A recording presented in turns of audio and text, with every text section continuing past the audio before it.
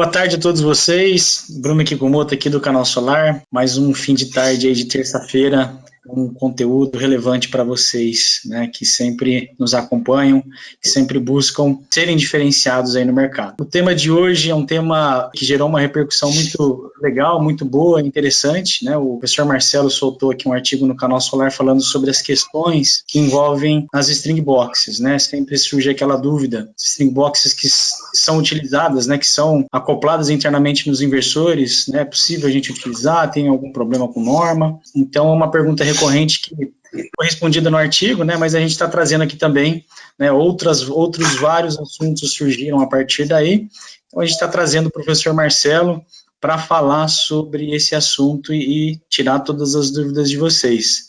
Boa tarde, professor, seja mais uma vez bem-vindo aí ao webinário do canal. Tudo bem, obrigado, Bruno, mais uma vez aí pelo convite. Já estou virando freguês daqui do canal, hein?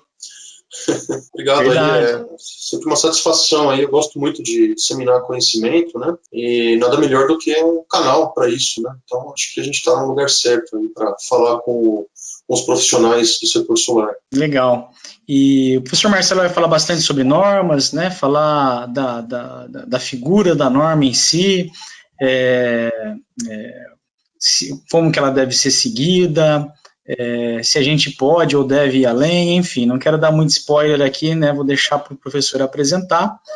É verdade, né, professor, já virou freguês aqui, eu acho que, se eu não me engano, já é o terceiro webinário que você está aqui com a gente, né, e é sempre uma honra para nós, né, e sempre muito elogiado, tá, inclusive, aqui hoje eu estive falando com o professor Paulo Edmundo, que é outro frequentador assíduo aqui como apresentador, né, e ele sempre elogia muito os teus artigos, e comentei que você estaria aqui com a gente, aqui ele deve estar na plateia e vai mandar algumas perguntas também para nós, tá?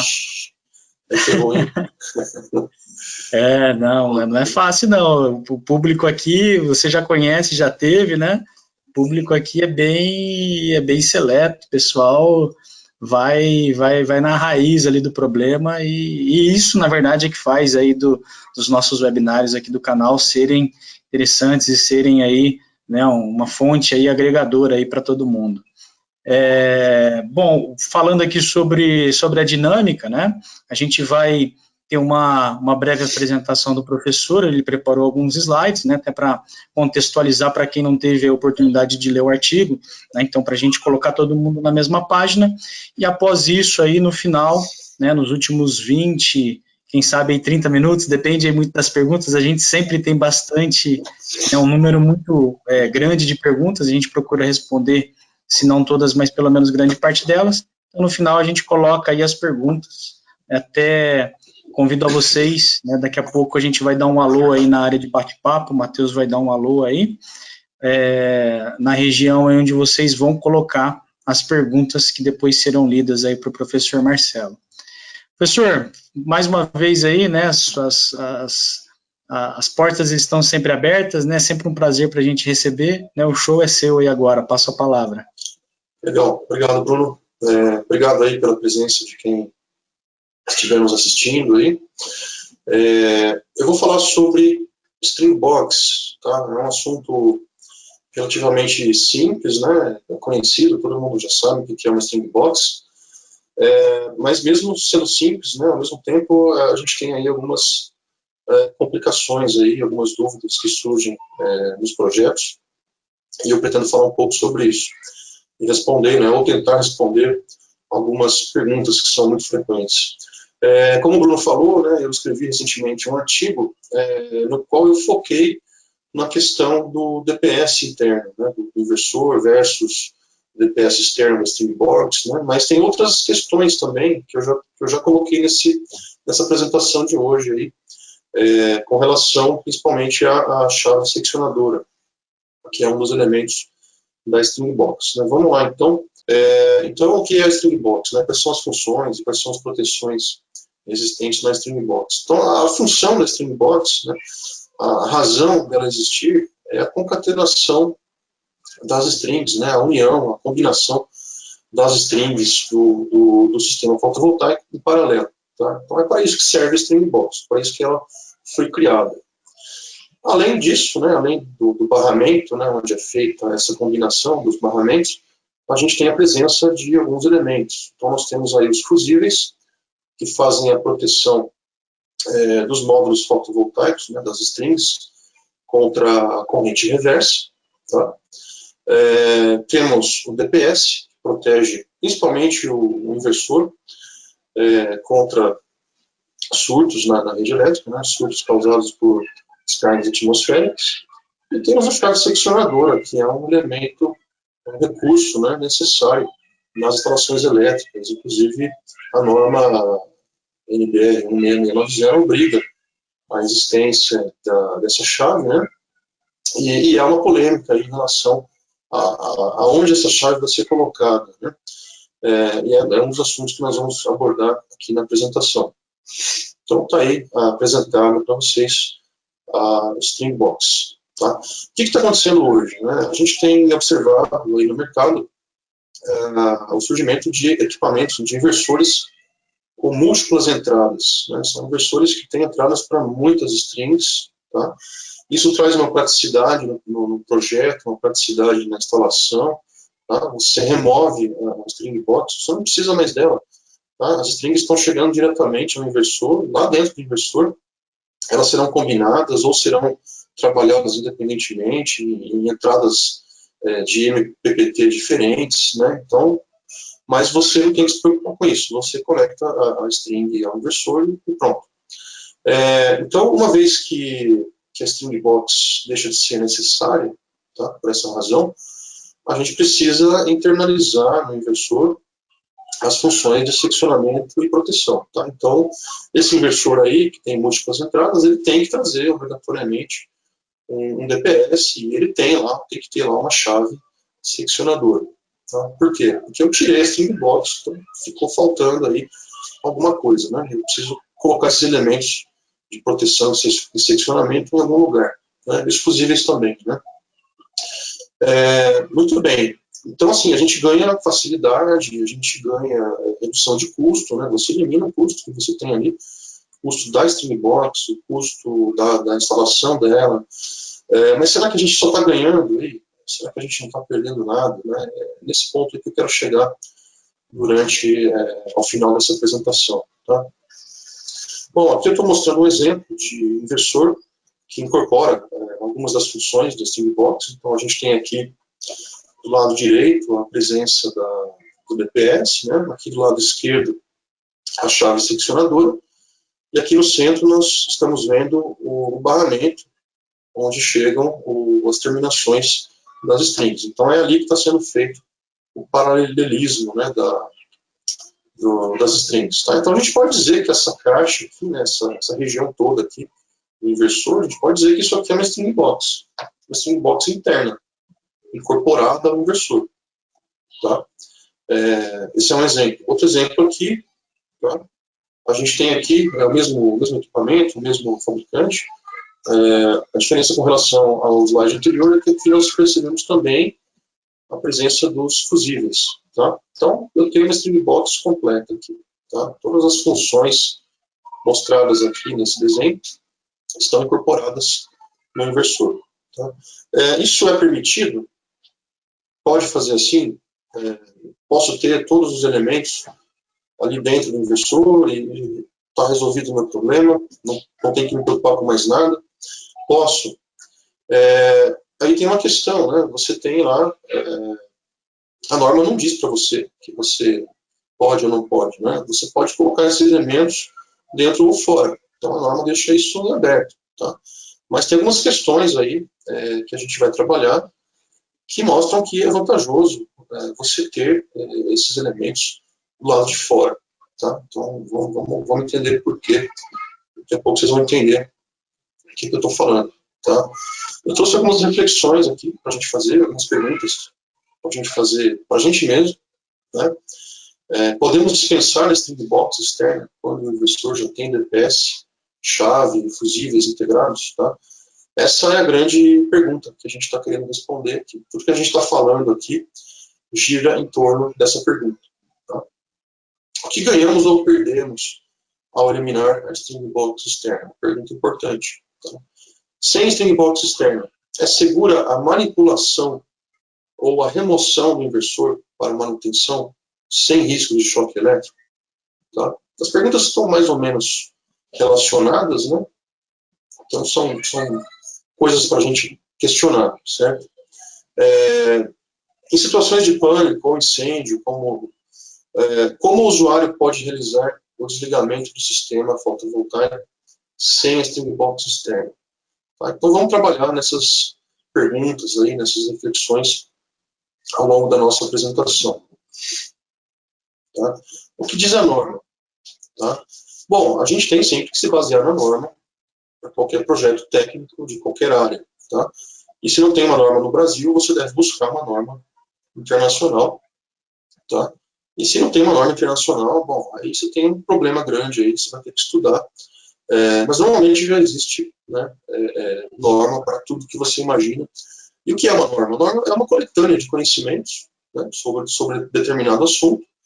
E a norma tem o principal objetivo de trazer as melhores práticas, tá, que você deve seguir. Então, seguindo a norma, você está fazendo a coisa direitinho.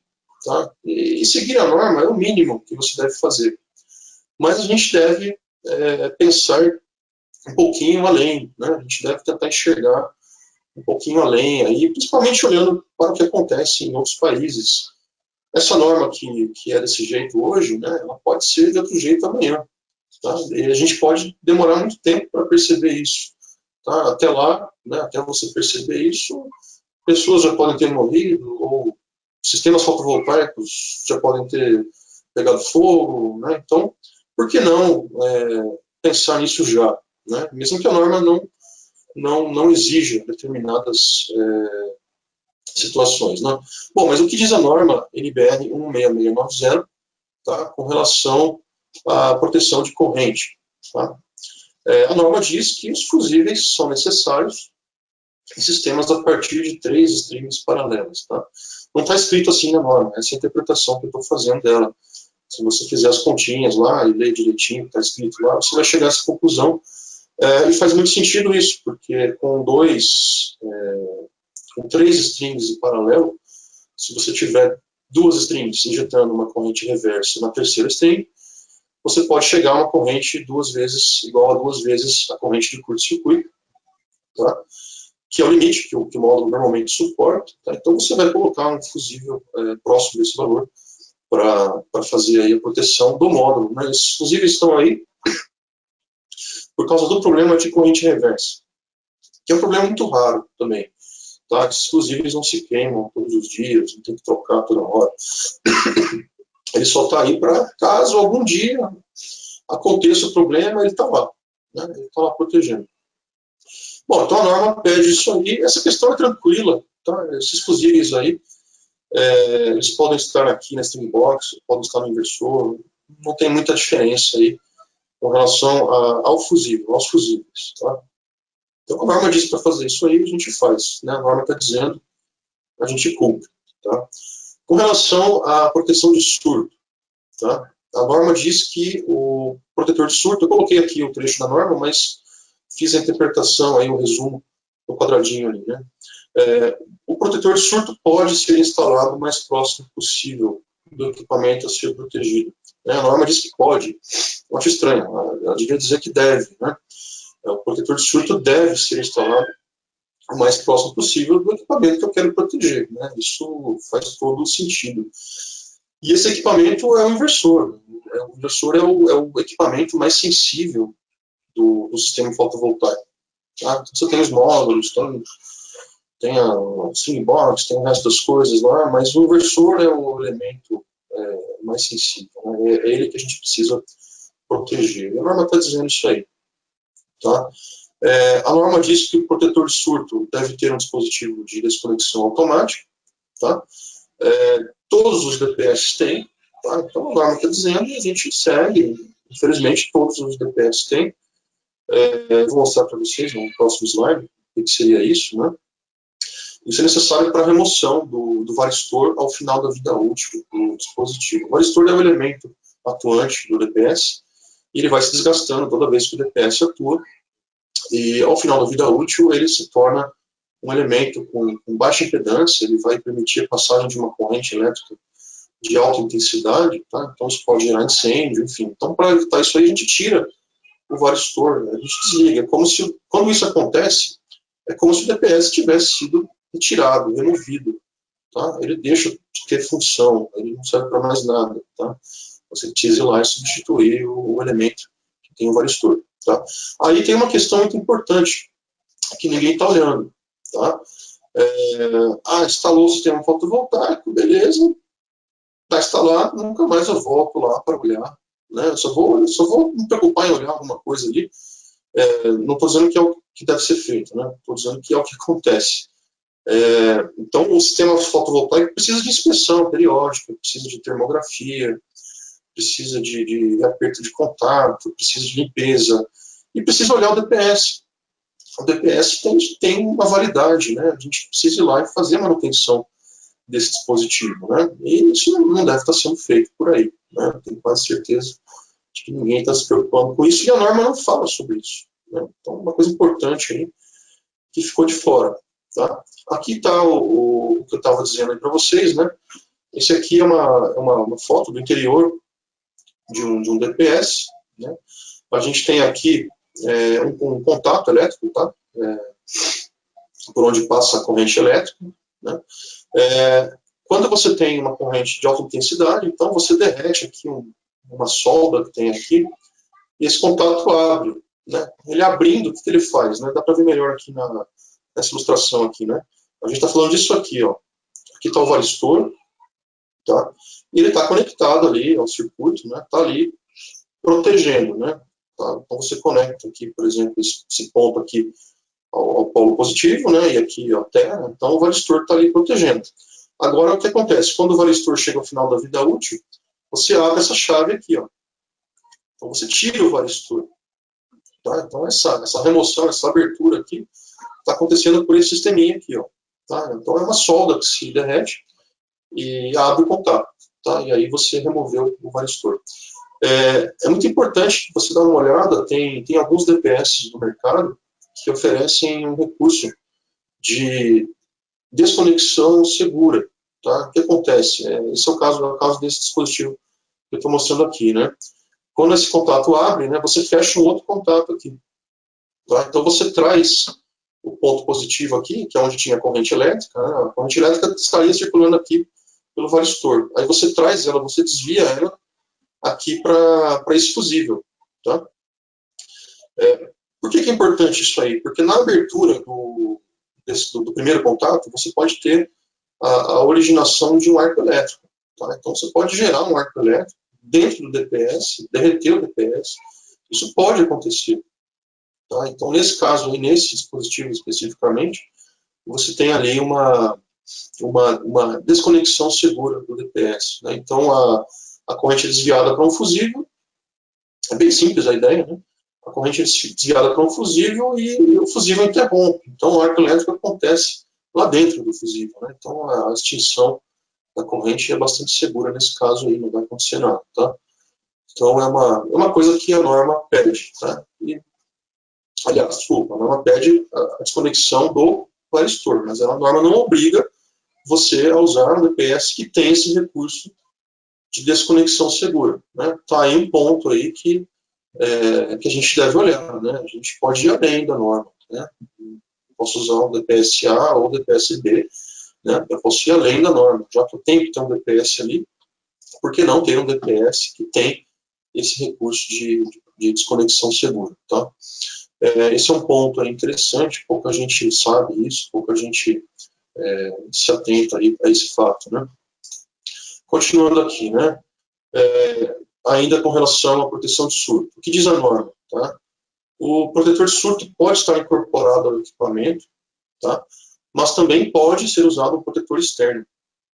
Tá? Então, assim, eu posso ter o DPS lá dentro do inversor, tudo bem. É até bom que eu tenha o DPS lá dentro. Tá? O inversor que traz o DPS, ele está trazendo uma proteção adicional, né? Uma boa proteção ali. A melhor coisa que pode ter é o DPS lá na cara do inversor, né? Lá dentro dele, tá? Protegendo as placas eletrônicas, né? Protegendo o conteúdo dele. Tá? Mas eu posso ter um DPS externo também. Tá? Então a norma não diz que eu não posso ter. Né? Eu posso ter 2 DPS, mas nesse caso eu preciso fazer a coordenação entre eles. Tá? Que inclusive é um assunto de um artigo do Sérgio, que foi publicado no canal Solar também. Ele fala exatamente sobre isso, né? Como fazer a coordenação desses 2 DPS aí. Então, se você tem um inversor que tem um DPS interno, né, isso não quer dizer que você não precisa ter. Você não precisa ter. O consenso geral é que você não precisa ter o DPS externo. Tá? Porém, se você tiver o DPS externo, você tem uma dupla proteção. Então, a ideia é que a atuação ocorra no DPS externo. Quem vai absorver os surtos transientes da rede é o DPS externo. E deixa o interno ali guardado, reservado para uma emergência, né, para uma situação mais crítica, tá? Na qual ele precise atuar. Tá? Então você evita usar o DPS interno, deixa ele lá protegendo e põe uma proteção adicional do lado de fora. Esse é um ponto interessante. Né? Proteção nunca é demais. Né? Agora você tem uma questão aí que não está sendo vista, né? Que é a manutenção do DPS. O DPS está lá dentro do inversor. Primeiro, as pessoas nem sabem que precisa inspecionar o DPS. Isso já é um problema. O outro problema é, o DPS está lá dentro do inversor. Tá? Eu posso abrir o inversor? Posso. Tem que tirar 4 parafusos, né? Depende do equipamento. Mas não é uma coisa que você faz todo dia. Enfim, é mais difícil fazer isso. Tá? Então, você ter o DPS externo e preservar o DPS interno, isso é uma vantagem enorme, né? Do ponto de vista de proteção e do ponto de vista de facilidade de manutenção também, tá? Principalmente aí, com relação à manutenção que é necessária. Imagina que você só tem o DPS lá dentro, e o DPS atuou, caiu um raio lá, atuou o DPS, já queimou, ele não está mais funcionando. Próximo raio que cair, você vai perder o equipamento. E você não estava nem sabendo que o DPS já está fora da validade. Tá?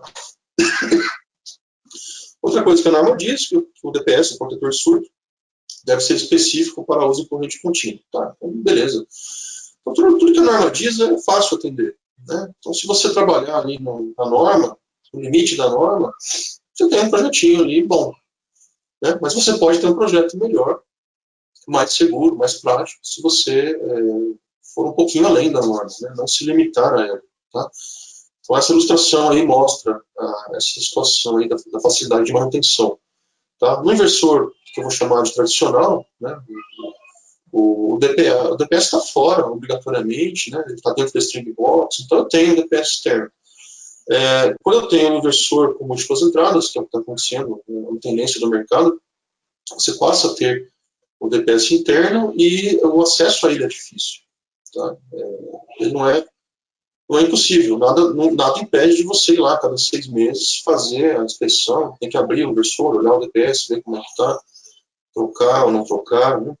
Mas é possível, mas é mais fácil se você não precisar fazer isso. Né? Bom, isso sobre o DPS. Né? Então, agora, o que diz a norma sobre o dispositivo de seccionamento? Tá? Então, eu coloquei aqui um trecho da norma, tá? E o que a norma está dizendo aí é o seguinte: deve ser possível isolar a UCP. UCP é a unidade de condicionamento de potência, é o inversor, tá? De todos os polos do arranjo fotovoltaico. Tá? Eu nem interpretei aqui, eu copiei de novo para reforçar o trecho da norma. Deve ser possível isolar a UCP de todos os polos do arranjo fotovoltaico. Ponto. Né? É o que a norma está dizendo. Tá? E atenção, aqui é um fato, né? Um fato que está sendo ignorado aí pelo mercado. Né? O fato de você ter a chave interna do inversor, né? E o fato dessa chave estar desligada não significa que a UCP está isolada. Tá? É uma polêmica, um ponto polêmico. A gente pode debater isso aqui, alguns podem achar que não, outros podem achar que sim. Estou pondo aqui a minha opinião. Tá? Vou explicar melhor isso aí. Tá? A gente está falando disso aqui. A gente está falando da chave seccionadora que fica na extremidade da string ou do arranjo, né, das strings que estão em paralelo, tá? Você não precisa ter chave em todos os lugares, mas você precisa ter uma chave em algum lugar que permita o seccionamento do sistema, né, o desligamento do sistema.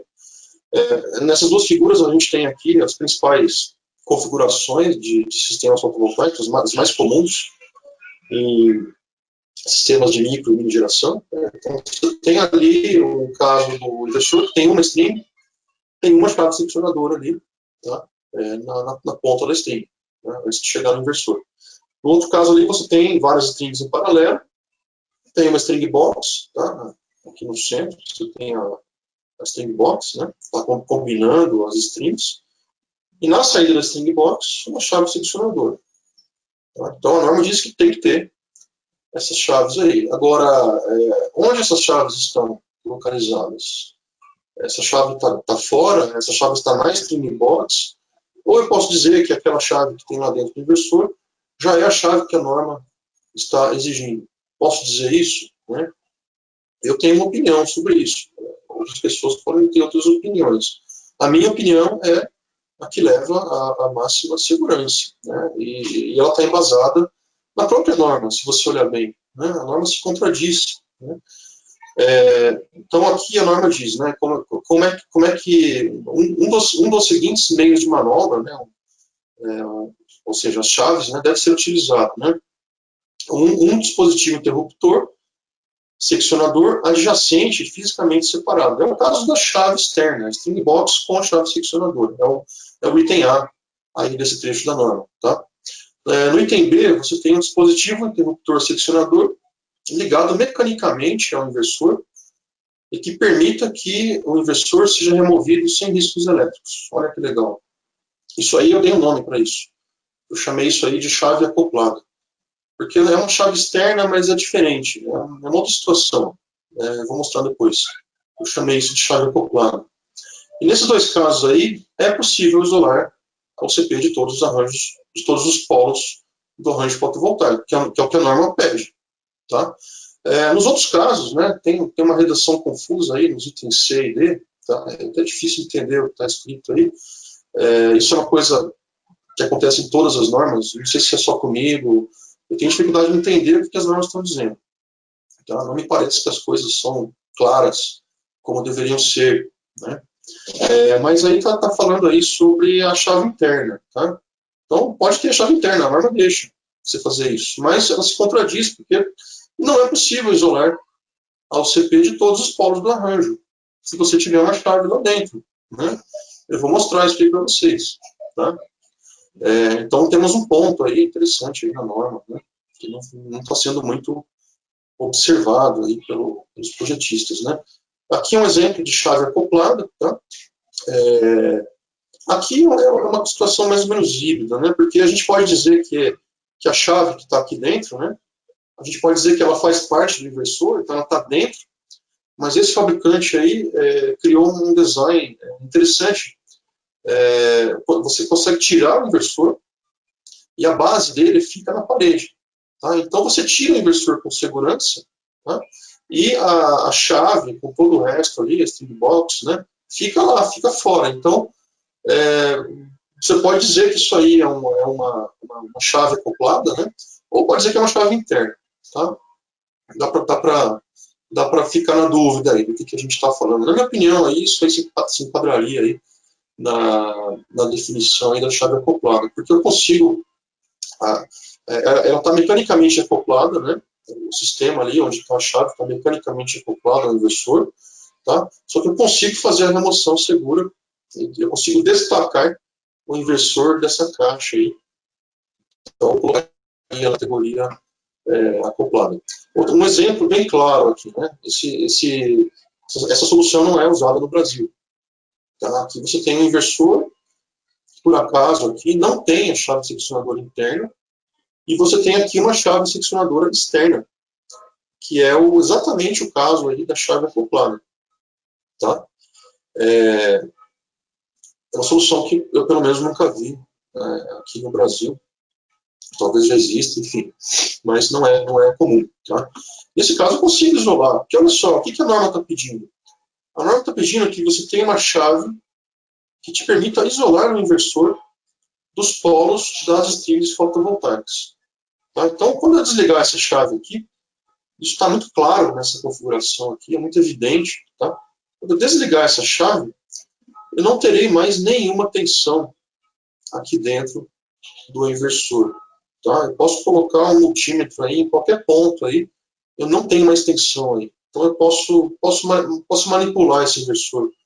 Posso colocar a mão lá dentro, eu posso tirar o inversor para fora, colocar outro. Tá? Por quê? Porque eu desliguei. Eu tenho certeza que eu desliguei. Tá? Continuando aqui, né? Quando você tem a chave interna, que é a situação que está acontecendo nos nossos projetos. Tá? A gente está confiando nessa chave interna. Eu acho legal ter essa chave interna. É bom, é importante que o próprio equipamento tenha um mecanismo de chaveamento, né, interno dele mesmo, né, mas essa chave não atende à norma. Tá? A norma, não é possível com essa chave isolar a UCP de todos os polos do arranjo fotovoltaico. Se eu colocar a mão aqui, ó, tá? Se eu colocar a mão aqui, tem tensão aqui. Tá? Desliguei a chave e está tudo bem, eu posso mexer aqui. E se um técnico que não tão preparado, sem luva, não deveria acontecer, mas pode acontecer. E se ele colocar a chave de fenda aí, não é nem fenda, é um outro parafuso aí, uma chave, uma estrelinha, não sei como é que chama isso. Ele pode tomar um choque aí fatal, né? Então não está atendendo a norma. Não adianta desligar essa chave aqui, que não vai desligar. Continua tendo tensão ali, você não desligou o sol. Né? Não dá para desligar o sol. Tá? Agora vamos além, né? Vamos pegar outra norma. Pega a NR10, né? A norma regulamentadora número 10 do Ministério do Trabalho. Né? Ela fala que você precisa desenergizar o sistema antes de você manusear. Você precisa ter certeza de que ele está desenergizado. E você precisa garantir que não ocorra a energização inadvertida, né? Por engano. Né? Por exemplo, você desligou uma chave, tá? E tem um técnico mexendo lá. E uma outra pessoa liga a chave sem aquele técnico saber. Então você cai aí numa situação perigosa. Tá? Então a norma exige, a NR10 recomenda isso, né? Que você tenha seccionamento. Para quê? Para desenergização total do circuito que vai ser manipulado. Ela exige que você tenha impedimento de reenergização, tá? E constatação da ausência de tensão. Ou seja, antes de trabalhar no inversor, para fazer qualquer coisa, que seja manutenção, substituição dele, limpeza, sei lá, você tem que constatar a ausência de tensão no equipamento. E você não consegue fazer isso com aquela chave interna. Tá? Houve um tempo atrás uma discussão sobre o dispositivo de seccionamento visível. Né? Ele era exigido pelas concessionárias, né? Deu maior polêmica isso aí, no fim acabou saindo, né? E a discussão toda que aconteceu naquela época foi muito equivocada. Tá? Tem um artigo do Natanael Rodrigues, eu não conheço ele, eu achei esse artigo dele no LinkedIn, ele conta todo o histórico aí dessa discussão, né?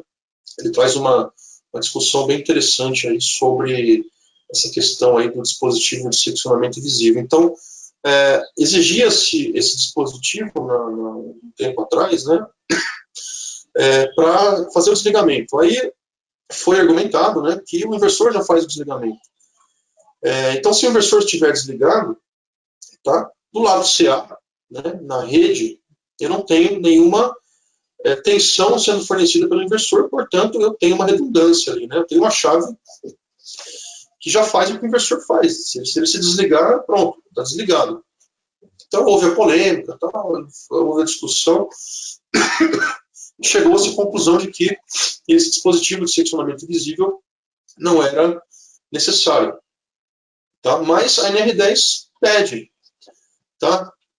Então, a discussão naquela época foi equivocada porque estava todo mundo olhando para a redundância de função entre a chave e o inversor, né? E, na verdade, o que você tem que olhar é o desligamento do circuito de corrente contínua. Estava todo mundo olhando para o lado de corrente alternada e ninguém se preocupou com o lado de corrente contínua. Ah, mas a NBR 1690 diz que tem que ter a chave, diz, mas não diz onde, né? E em alguns casos a gente não atende a NR10, tá? Então, juntando aí todos esses elementos aí, a gente chega à conclusão de que é muito importante ter um dispositivo de seccionamento visível, tá? Que garanta a completa desenergização do sistema. O que outros países estão dizendo sobre isso aí? Tá? Na Austrália, eu sei que é obrigatório o uso da chave externa. Na Europa, né, tem esse documento aí, inclusive quem me mandou esse documento foi o Sérgio, da Lambda Consultoria, né?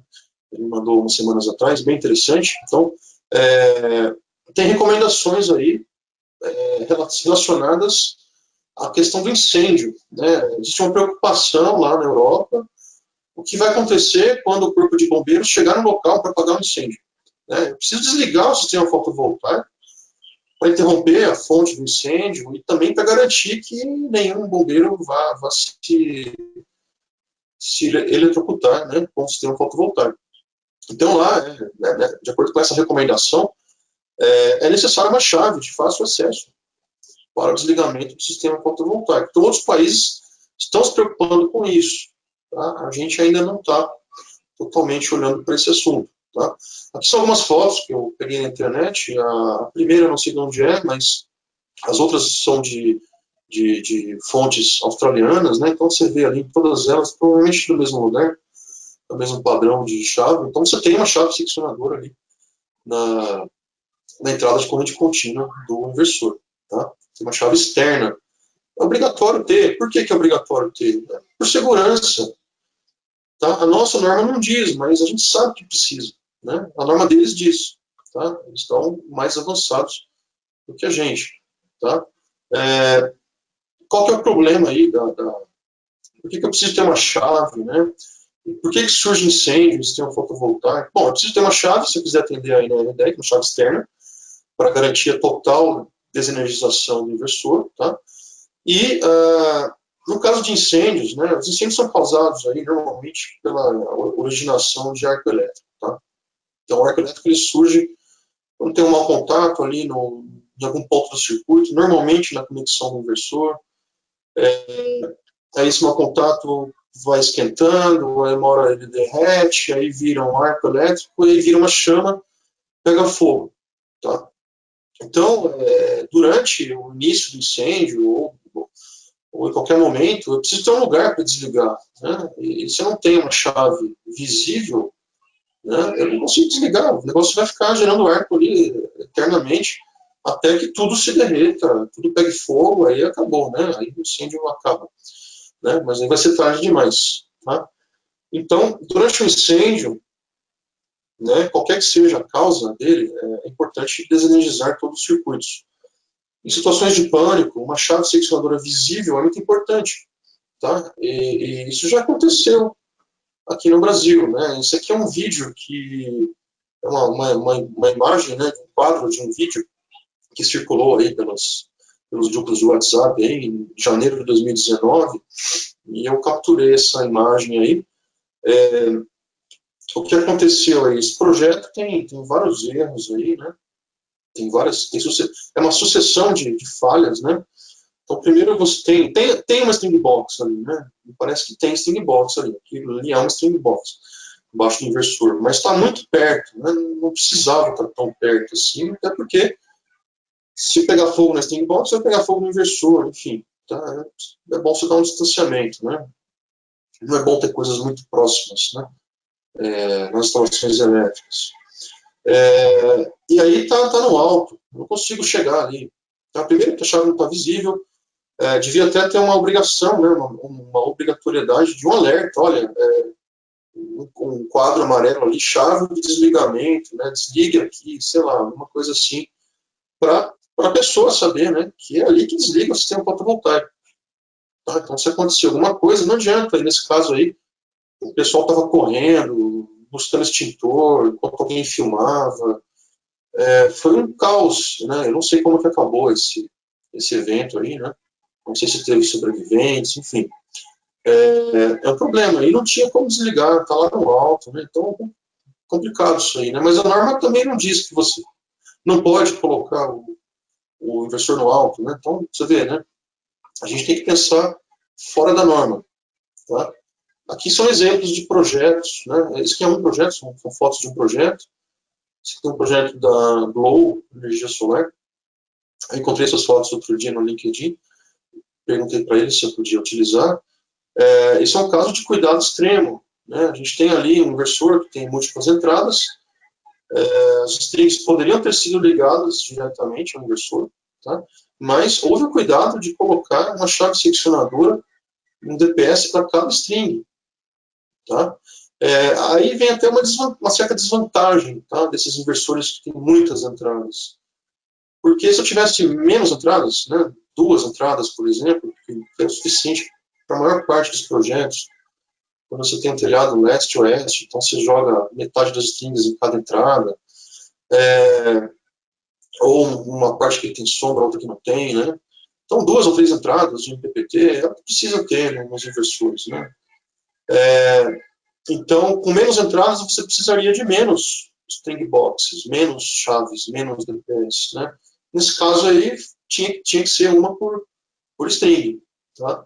Então, houve um cuidado aí, isso é um projeto aí, eu não conheço o pessoal da Globo, não é propaganda, né?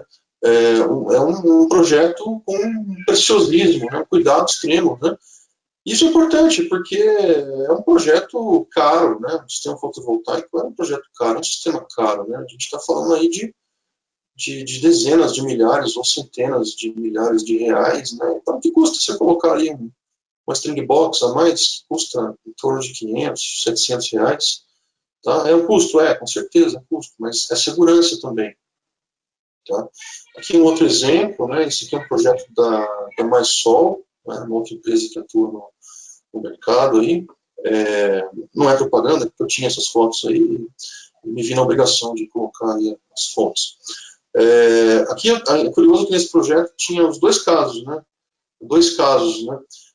A gente tem aqui um inversor que tem o DPS interno, então foi colocada uma string box, né, externa, né, que na verdade é uma caixa, não é nem uma string box, é uma caixa onde tem chaves seccionadoras, tá? Vamos chamar isso aí vulgarmente de string box. Mas por que foi colocada essa caixa aí?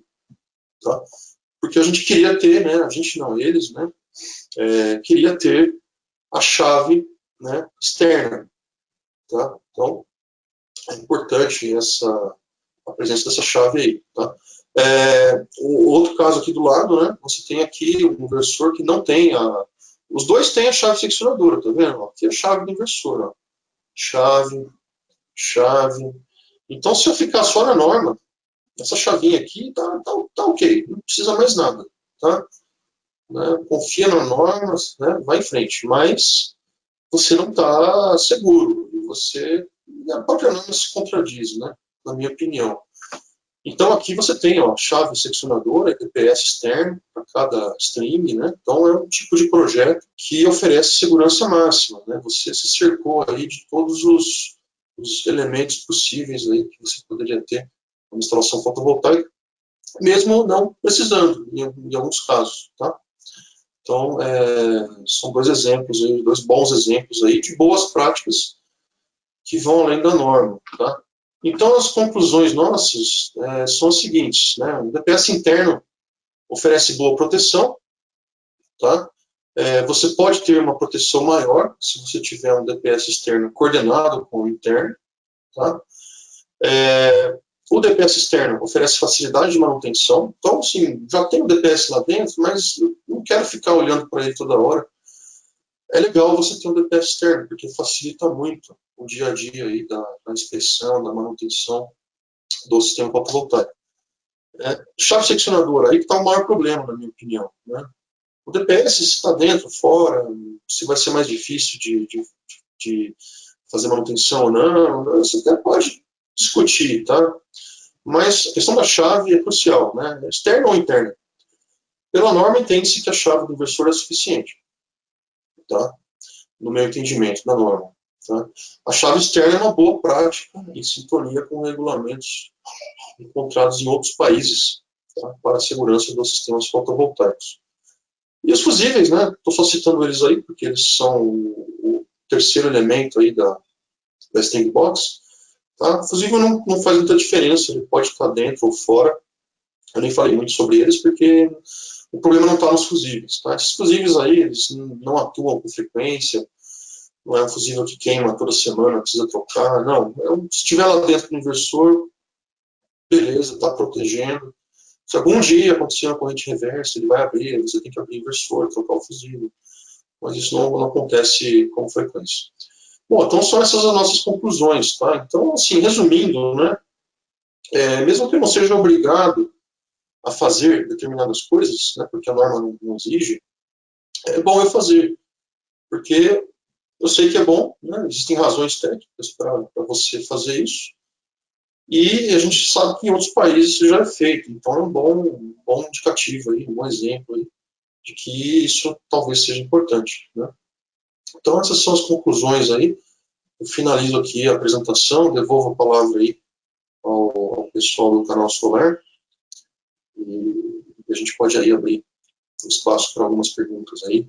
Façam perguntas fáceis, né? Porque, né, me ajuda aí, né? Então, vamos lá. Bom, professor, as perguntas não são fáceis, né? Ainda mais num tema, de uma certa forma, polêmico, né? A gente sempre fala das questões aí dos requisitos, né? Das boas práticas, muito bem salientados pelo senhor aí também a respeito da norma, né? A gente tem que observar a norma, mas a norma são requisitos mínimos, né? A gente pode, às vezes, em cada uma das aplicações, fazer de uma forma diferente, sempre pensando em entregar um projeto aí mais robusto e mais seguro para os clientes, né? E muito boa a tua colocação com relação aos DPS, né? A gente está vivendo aí, né? Eu acho que o pessoal tá bem aí antenado nas questões aí do setor elétrico, e a gente teve aí na semana passada aquele caso, né? Uma descarga atmosférica que atingiu uma subestação, né? E lógico, né? São problemas diferentes, são coisas diferentes, né? Mas, né, suscetíveis a um mesmo evento aí, aleatório da natureza, que são as descargas atmosféricas, né? Então, toda a proteção, né, que você faça de uma forma que preserve, né, as questões da segurança e também do empreendimento, né, do investimento que o investidor, por exemplo, de energia solar está fazendo, né, proteger o inversor, proteger o sistema, né, não só, a gente fala muito de proteger o inversor e está certo, né, eu acho que é um elemento aí central de um projeto de energia solar, e se ele para, né, um elemento que, né, o inversor parou, o projeto todo para, né, mas a gente tem que olhar de uma forma mais holística aí também, porque tem outras, né, a instalação como um todo, ela tem que estar protegida, né, e esse ponto que você trouxe aí de repente utilizar os dois inversores, mesmo que os dois DPS, né, mesmo que o DPS dentro do inversor ele realmente esteja cobrindo, né, de acordo com a norma, mas dependendo do projeto, ou na maioria parte até dos projetos, faz sentido sim a gente ter, o DPS é um elemento relativamente barato, né, comparado a outros equipamentos aí da instalação. Então, gostamos muito aí dessa analogia aí. Tem algumas perguntas aqui, tá? Vou passar aí para você também, professor. Primeiro aqui é a questão do DPS interno, né, versus o externo. Com relação à coordenação, né, queria que você comentasse um pouco aí sobre essa questão, né, de como, quais pontos observar, né, eu acho que até foi um caso, é um caso aí de um artigo que o Sérgio escreveu, né, a gente pode até dividir isso daí, mas se puder fazer alguns comentários aí sobre essa questão da coordenação também. Tá. Bom, você precisa ter, né, níveis de tensão de atuação diferentes, basicamente é isso, tá? Em cada DPS, então o DPS externo deve atuar com tensões menores, né, surtos de menor intensidade, deixando os surtos de maior intensidade para o DPS interno. Esse assunto aí está bem explicado no artigo do Sérgio, tá? eu recomendo que você leia lá esse artigo, tá bem detalhado esse assunto aí. Eu também preciso ler de novo lá, para entender melhor essa questão aí. Mas basicamente é isso aí que precisa ser feito. Ótimo. A gente depois divide também, a gente manda no e-mail, a gente vai estar dividindo algumas informações com vocês, a gente manda o link desse artigo também. Uma outra pergunta aqui, uma pergunta feita pelo Aurélio, né? Se forem utilizados os dois DPS, né, o externo e o interno, ainda existe a necessidade de se fazer a inspeção do DPS interno? Então, a necessidade sempre vai existir, né? Porque o DPS, como um elemento que tem uma validade, ele aí, naturalmente precisa ser inspecionado e substituído em algum momento, né? A questão é, se você tem dois DPS e eles estão coordenados, é muito provável que o DPS interno nunca precise atuar, ou atue menos. Então, a manutenção do DPS externo sempre vai acontecer antes, tá? Então, naturalmente, se você perceber que o externo atuou, precisa ser trocado, você já está ali perto, né? Já viu que precisa ter manutenção, então já faz a manutenção do interno também. Tá? Mas a frequência com que você vai precisar se preocupar com o interno é muito menor. Ótimo. Uma pergunta boa aqui também do Paulo, né? Paulo Adabo. Desculpa, quem fez o Paulo Adabo fez a pergunta anterior, agora essa daqui é do Daniel, tá? Como é feito a manutenção ou o check, né, do DPS? Ele é feito visualmente ou tem que ter algum equipamento? Tá, em grandes usinas, né, grandes projetos, você tem sistemas de escada, né, para monitoramento. Você pode ter um DPS, eu não sei se todas as marcas têm, mas você pode ter lá um contato auxiliar, e você pode usar esse contato auxiliar para sinalização. Então, o DPS abriu, manda um pulso lá, manda uma tensão lá para o sistema de aquisição, né, e vai aparecer uma luzinha lá no sistema de monitoramento, tá? Então, isso em grandes projetos, né, mas na maior parte dos projetos não tem isso, então você tem que passar lá e olhar, né, e o DPS tem uma janelinha, até apareceu aqui no slide, mas eu não comentei, aqui, ó, nesse slide aqui, dá para ver bem isso, tá?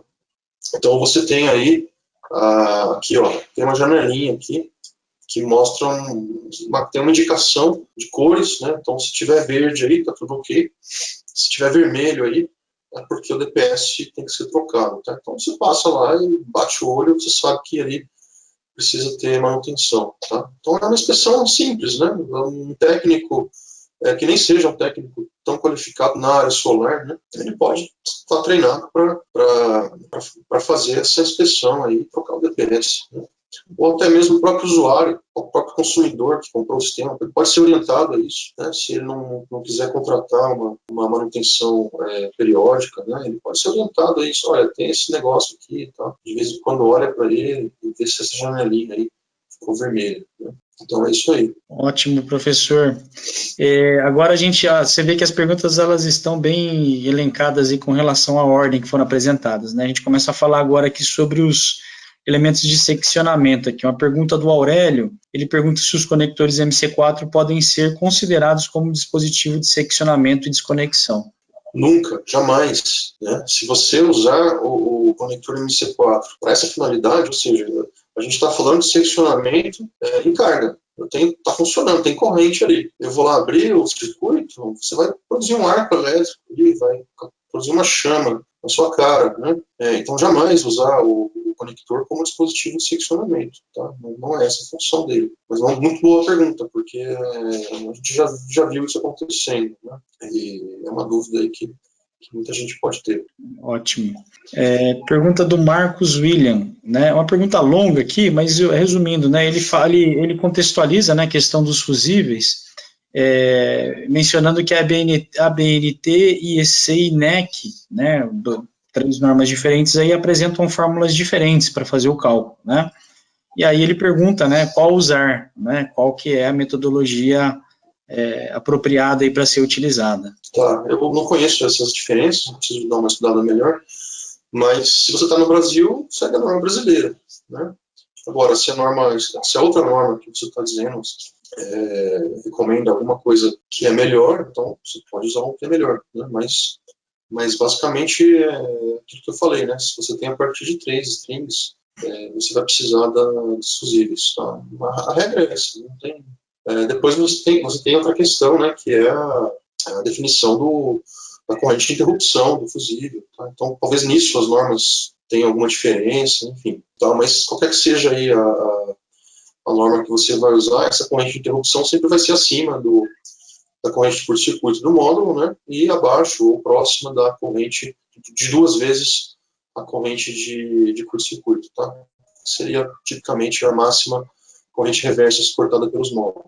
Inclusive, aproveitando aqui a audiência aí do professor Marcelo aí, né, nossa aqui, a gente tem um curso sobre projetos de usinas solares que a gente trata sobre essas regras, né, as diversas possibilidades, né, como são feitos esses cálculos. As proteções com fusíveis, elas devem ser feitas, né, de acordo com o seu arranjo, né, então, dependendo em como você conecta, né, as strings, você tem que ter um fusível dimensionado de uma ou de outra forma.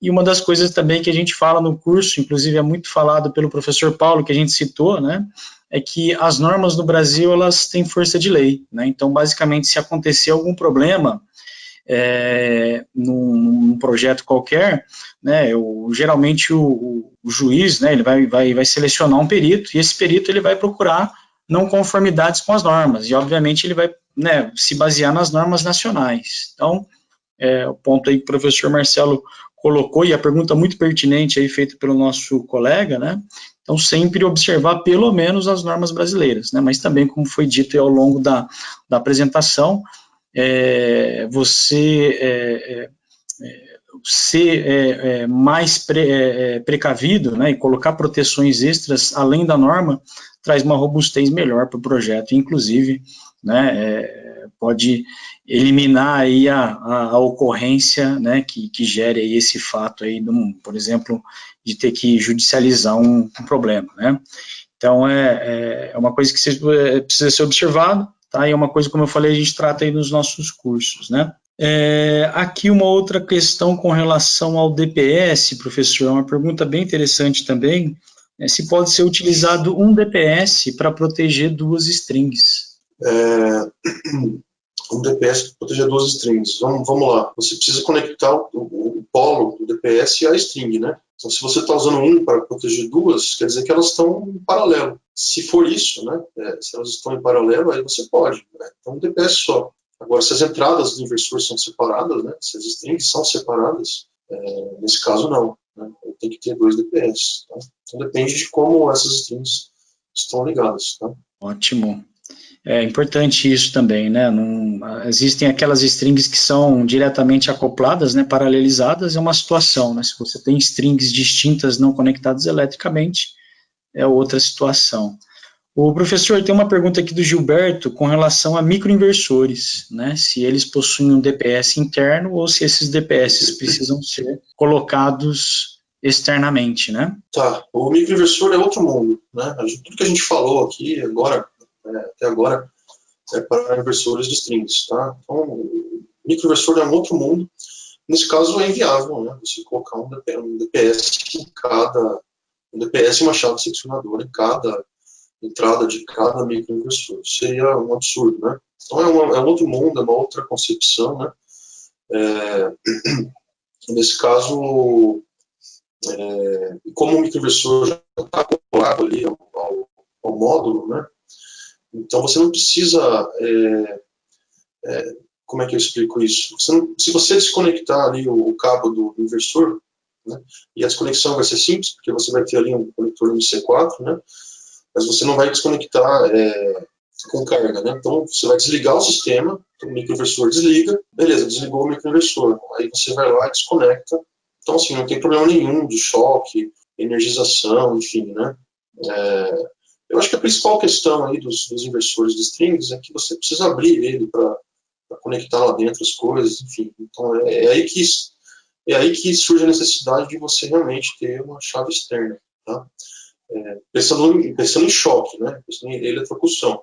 Agora, pensando em desconexão para situações de emergência, aí é outra questão. Precisaria ter realmente a chave externa. Mas voltando para o microinversor, é outro mundo, tá?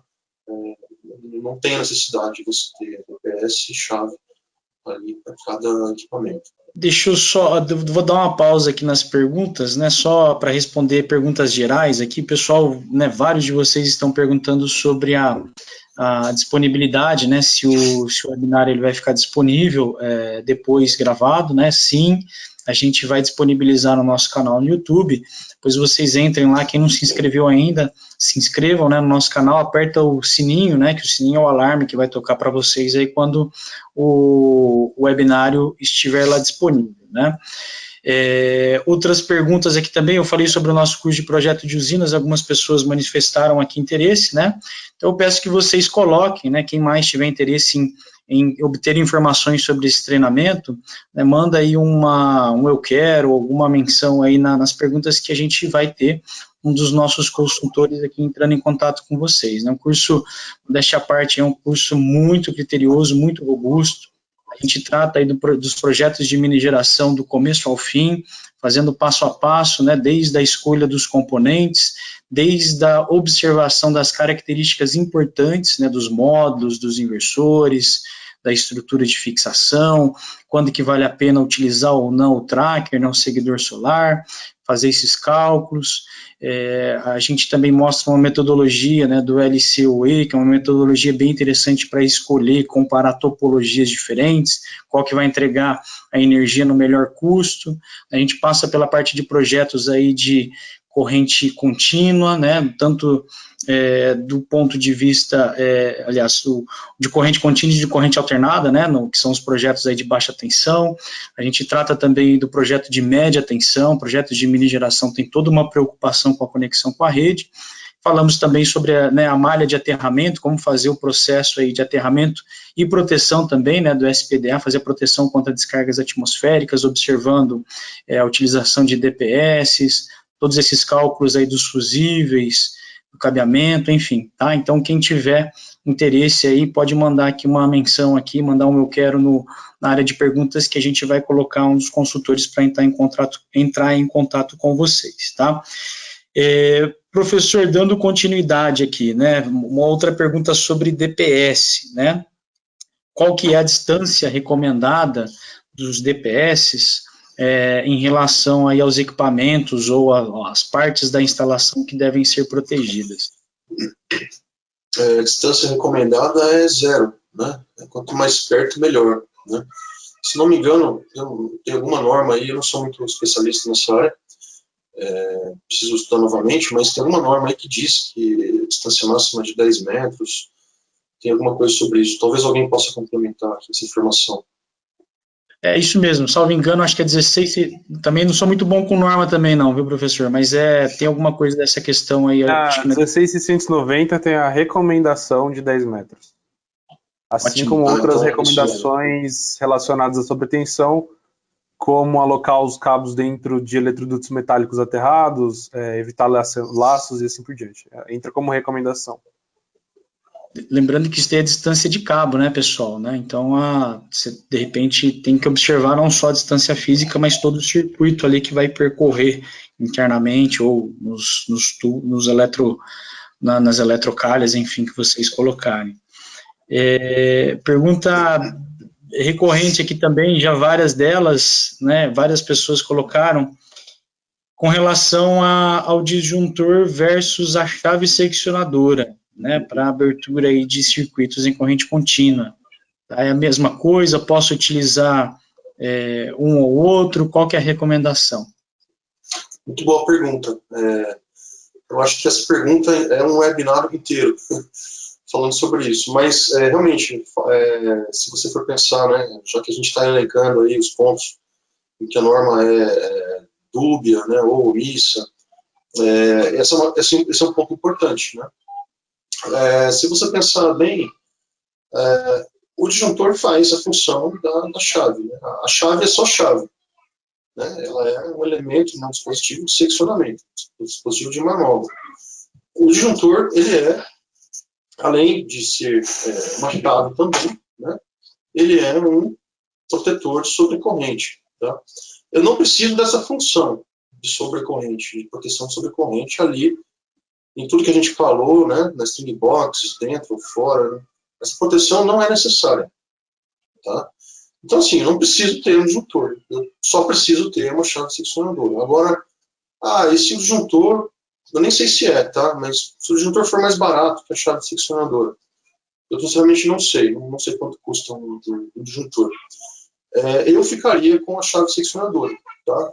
Se for o meu projeto, se for na minha casa, na casa de alguém que eu conheço, eu vou colocar a chave seccionadora. Porque pode ser que você nunca precise desligar aquele disjuntor, né? Deixa funcionando lá o resto da vida, né? O sistema solar. Pode ser que você, só de vez em quando, você vai precisar desligar, fazer uma manutenção, né? Então, sim, você vai usar essa chave, né? Que pode ser só chave ou disjuntor, poucas vezes. Mas, quando eu for usar, eu quero ter certeza de que vai funcionar, tá? A velocidade de acionamento de qualquer disjuntor, velocidade de abertura, né? É muito mais lenta do que de uma chave, tá? Isso não tem dúvida.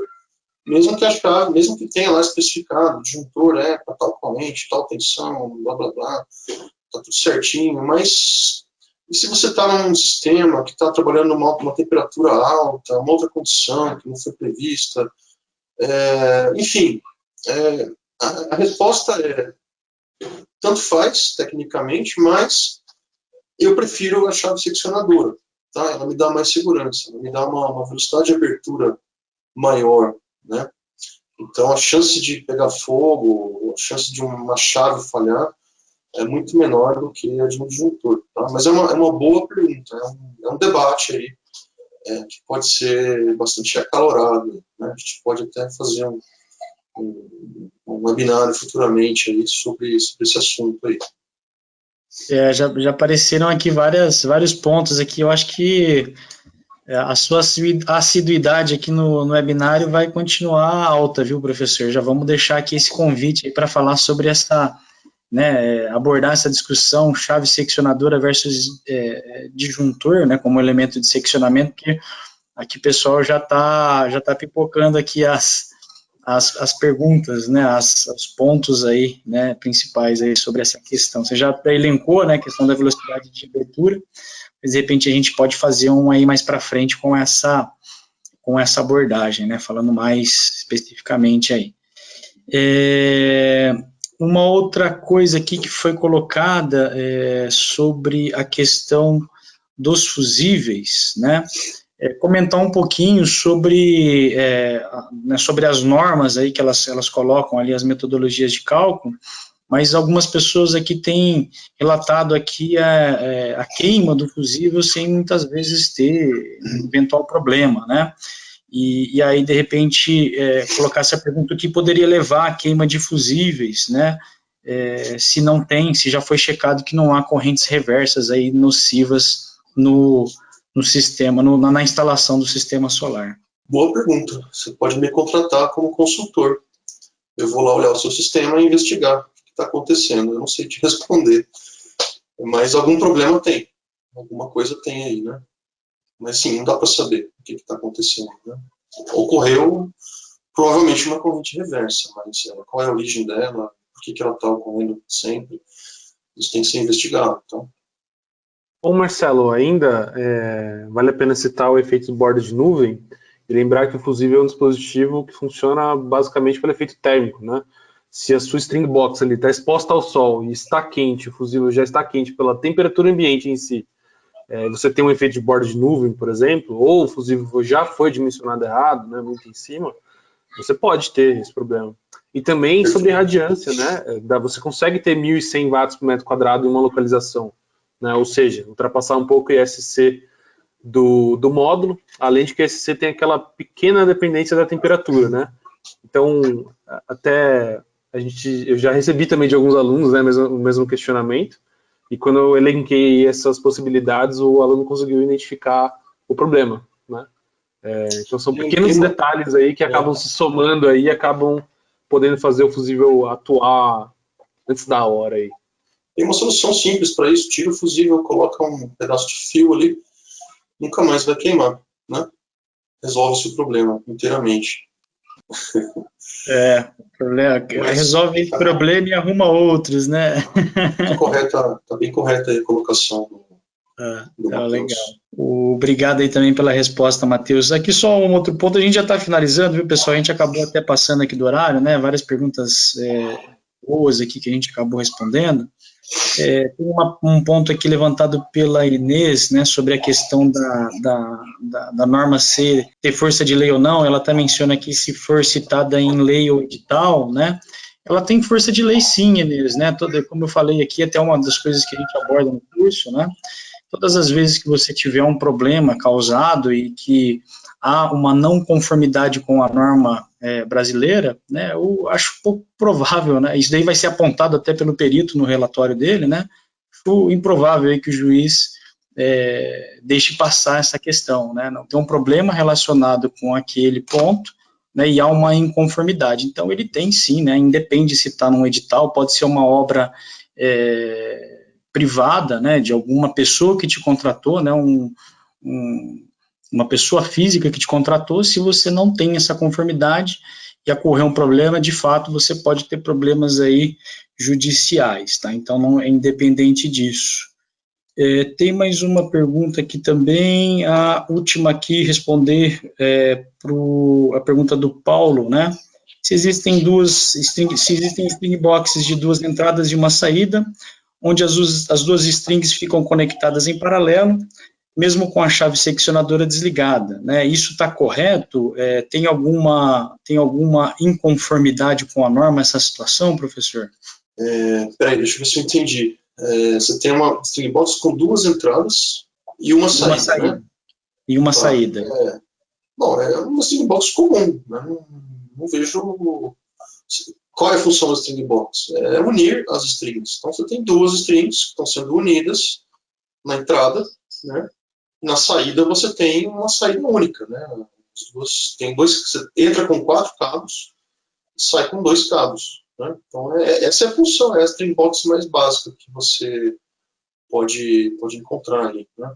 Eu já vi uma string box diferente, esse é um caso muito particular, inclusive tem um artigo no canal que fala, é um negócio maluco lá, mas é uma string box com 2 entradas e 2 saídas, é um negócio assim, não me lembro agora. Dê uma procurada lá nesse artigo, aí sim é um caso bem raro, né, mas tem uma justificativa técnica lá, mas 2 entradas e uma saída é bem comum, né. E para fechar aqui agora mesmo, professor, é uma pergunta até que eu li aqui, eu estou procurando a pessoa aqui para eu dar o crédito, mas eu não encontrei. Ele pediu para comentar sobre a questão das string boxes. Algumas string boxes possuem fusíveis e outras não, né? Por que disso, isso, e se isso também está em conformidade com normas? Aí entra na questão da necessidade ou não do fusível, né? Se você tem até 2 strings, pela norma brasileira, até 2 strings, não precisa ter fusível, né? Porque se só tem 2 strings em paralelo e você colocar o fusível, esses fusíveis nunca vão funcionar, não tem função nenhuma, eles são desnecessários. A partir de 3, aí sim, aí você pode ter um problema, né? Então aí é obrigatório o uso do fusível. Por isso que tem string box sem fusível, né? Ótima, muito bom, professor. Né, eu acho que a gente fez aqui a grande maioria das perguntas, cobrimos aqui a maioria das dúvidas que foram colocadas aqui para nós. Lembrando aqui que o webinar ele foi gravado e estará disponível no nosso canal no YouTube, né? Façam a inscrição, apertem o sininho que vai aparecer para vocês. Gostaria de agradecer a presença de todos vocês e também a presença mais que especial aí do professor Marcelo, sempre trazendo aí bastante conteúdo, né, o conteúdo de uma forma bem didática, né, fácil da gente entender, mesmo quem às vezes não tem muita noção sobre o assunto que a gente está tratando, sai sempre elogiando aqui o conteúdo passado, né. Professor, obrigado mais uma vez aí. Legal, então até a próxima. Até logo, uma boa noite a todos vocês.